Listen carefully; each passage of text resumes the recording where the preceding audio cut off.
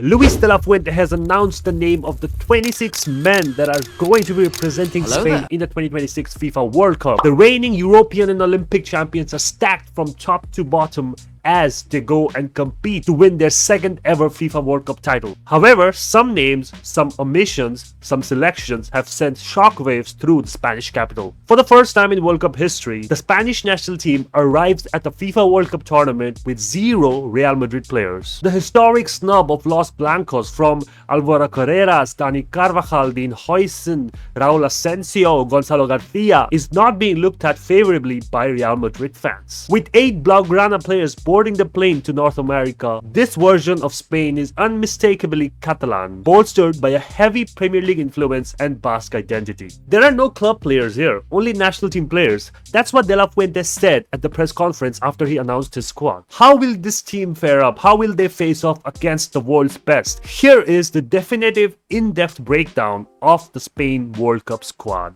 Unai Simon, the undisputed number 1. Unai Simon remains Spain's first choice goalkeeper after years of consistency with Athletic Club. His importance to Spain extends beyond traditional shot stopping. Simon is fundamental to the team's build-up structure, often acting as the extra outfield player during possession phases. His composure under pressure allows Spain to maintain control against high-pressing opponents, and De La Fuente trusts him completely in tournament football. Despite occasional criticism earlier in his career, ever since he's been a mainstay under De La Fuente, he's been incredible and irreplaceable, as has been shown by his triumph at the Euro 2024. David Raya. The inclusion of David Raya provides Spain with another goalkeeper extremely confident and comfortable in possession. After becoming a key figure in Arsenal and helping them win the title, the Premier League title this season, Raya has developed into Europe's best keepers. His sweeping ability and distribution fit perfectly within Spain's tactical identity. In many national teams, a backup goalkeeper represents security. In Spain's case, Raya represents stylistic continuity. If Spain finds themselves needing to bypass high-pressing opponents like Germany or Argentina in the knockout stages, Raya's sweeping ability and laser-guided long passes could easily tempt De La Fuente into a change. Joan Garcia. Perhaps the most surprising story, but a justifiable story, is the inclusion of Barcelona's Joan Garcia. His rapid rise has rewarded outstanding domestic performances, and his inclusion reflects De La Fuente's willingness to trust form over reputation. Spanish media have highlighted his emergence as one of the major surprises of the squad announcement. Not to forget, he also just won the Zamora Trophy alongside the La Liga title, as he's been the best goalkeeper in La Liga this season. Defense. Spain's defensive line is not just constructed around physical dominance. It's designed to maximize circulation, progression, and positional adaptability. Pau Cubarsí. At just 19 years old, Pau Cubarsí already looks like one of the most intelligent defenders in the world. His calmness resembles veteran defenders far older than him. Cubarsi's ability to break opposition lines with progressive passing makes him essential to Spain's rhythm. Unlike traditional defenders, he actively accelerates attacks from deep areas. Spain have long searched for a central defender capable of combining technical elegance with defensive maturity. Cubarsi may already be that player. Aymeric Laporte. Alongside him, Aymeric Laporte brings a whole lot of experience. He also has high level of tournament experience, having played in so many tournaments around the world. Laporte's understanding of positional defending remains elite, and his left-footed distribution gives Spain a natural balance in possession. He also serves as an important calming presence within one of the youngest squads among the tournament's favorites. Fullbacks designed for wit and creativity. The presence of Alex Grimaldo and Marc Cucurella gives Spain two high-profile left-back players. Cucurella's relentless intensity and pressing energy were vital during Spain's Euro 2024 triumph, while Grimaldo provides more creative progression and crossing quality after flourishing under Xabi Alonso at Bayer Leverkusen. On the right side, Pedro Porro attacks thrust and directness. Few fullbacks in Europe create as many chances as Pedro Porro does from wide positioning. Ultimately, the right back position is secured by Marcos Llorente. Marcos Llorente is the Fede Valverde of the Spanish national team. He is a perfect utility player who can play anywhere in the squad. Whether as a right back, midfielder, or a transitional winger, Llorente provides tactical flexibility that becomes invaluable in tournament football. Eric Garcia. Eric Garcia has rebuilt his reputation over the last year.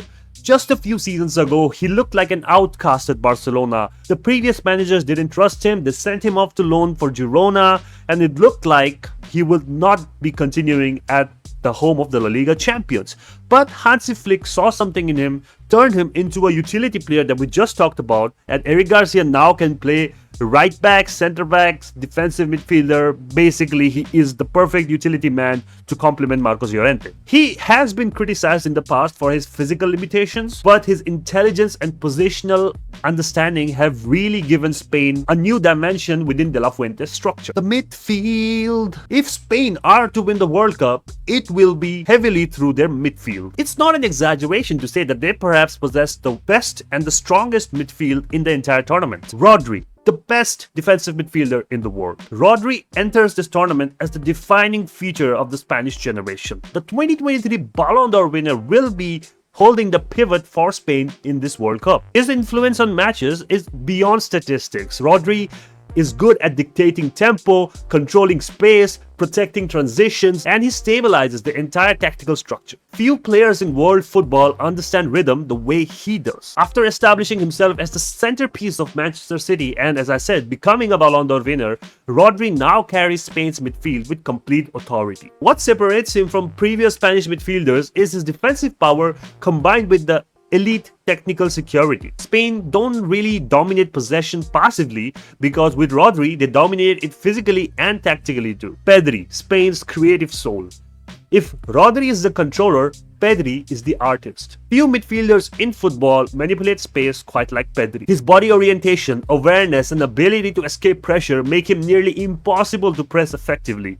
Even in crowded central areas, Pedri consistently creates passing angles others simply cannot see. At just 23, he already possesses major tournament experience across Euros and the World Cup. FIFA themselves continue to describe him as one of Spain's most essential figures ahead of 2026. For years, Spain has been searching for a spiritual successor to Andres Iniesta in the midfield, and Pedri is now slowly evolving into his own version of that midfield genius. Gavi. One of the most emotional stories of this whole squad is Gavi's inclusion after back-to-back ACL injuries. There was a genuine uncertainty whether he would return in time to compete in the elite level because he was out for so long. Barcelona, he didn't play much this season, and it was in doubts whether he would make it in time for the World Cup. But he's been called up. He fought back physically and mentally, reclaiming his place within both the club and the country. Gavi brings aggression and intensity that balances all the profiles that Spain has in the midfield. He presses with extraordinary ferocity and transforms the midfield's energy whenever matches became chaotic. Zubimendi, Fabián, Ruiz, and Merino is just a special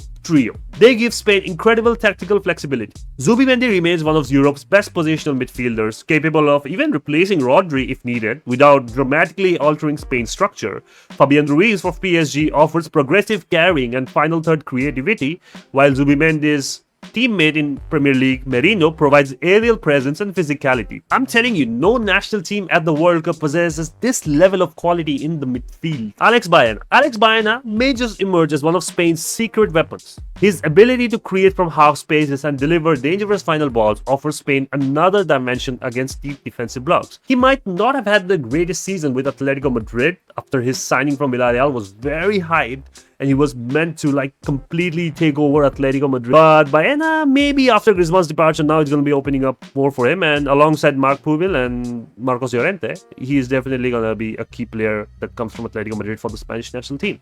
The attack. Everything about Spain's attack increasingly revolves around one player. At 18 years old, Lamine Yamal is already one of the big stars in world football. Yamal arrives at the World Cup after yet another historic season with FC Barcelona.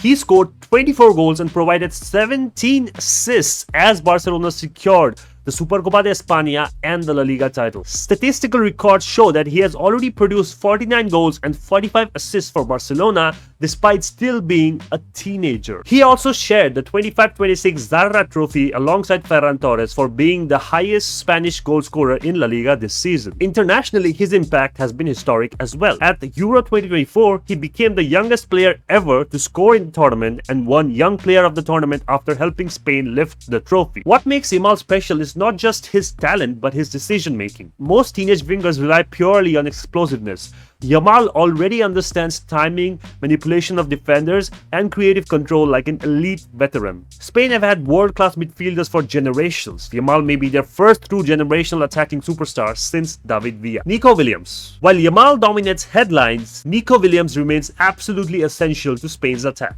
His direct running stretches defensive lines and creates space for central combinations. Together, Yamal and Nico form arguably the most exciting wing partnership at the tournament. Their chemistry was crucial to Spain lifting the 2024 European Championships, particularly in transition moments where both players terrorized defenders with pace and unpredictability. Dani Olmo continues to be one of Spain's most tactically intelligent attackers. He drifts between midfield and attack effortlessly, presses aggressively, and consistently produces decisive moments in major tournaments. Spain value Olmo not simply for statistics, but for his understanding of the collective movement. Ferran Torres, El Tiburon. Few players in European football divide opinion like Ferran Torres, yet his numbers remain constantly productive. As I said, he shared the Zarra trophy with Yamal, and it reflects a player who continues to grow in confidence and stature leading up to the World Cup. 16 goals in La Liga this season. That is not a number that anyone can score, you know. Ferran understands movement inside the box, and he offers versatility across the front line alongside someone like Borja Iglesias. Oyarzabal, the key man for Spain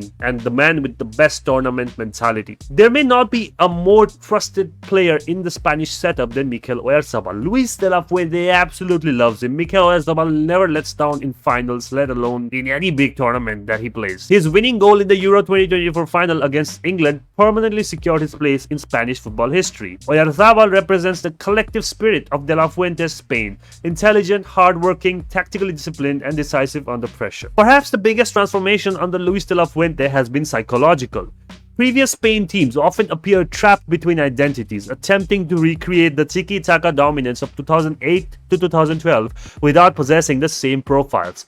This current generation feels liberated from that burden. Spain still dominate possession, but now they also play more vertically. They press aggressively, they transition faster, they combine technical agility with athletic intensity. De La Fuente deserves enormous credit for constructing a team that feels modern without abandoning Spain's football identity. Can Spain win the 2026 FIFA World Cup? Absolutely. Few teams possess Spain's balance between youth and experience. Questions remain, of course. Defensive transitions against elite counter-attacking sides could become vulnerable. The squad also lacks a truly traditional number 9, for which I guess Borja Iglesias has been brought in, but he's not expected to be starting ahead of Oyarzabal. So that means goals may need to collectively come from all sectors of the attack and midfield and not just the number 9. But tournament football is so unpredictable. It's often determined by moments, by just strokes of luck, and anything could happen in any day at the World Cup. But I am very confident to say, but for the first time since 2010, Spain look ready. Spain está lista. Yes, they look ready, and I won't be surprised if Spain actually goes on and wins the World Cup. If you enjoyed this video, then make sure you drop a like and subscribe to La Liga Vic.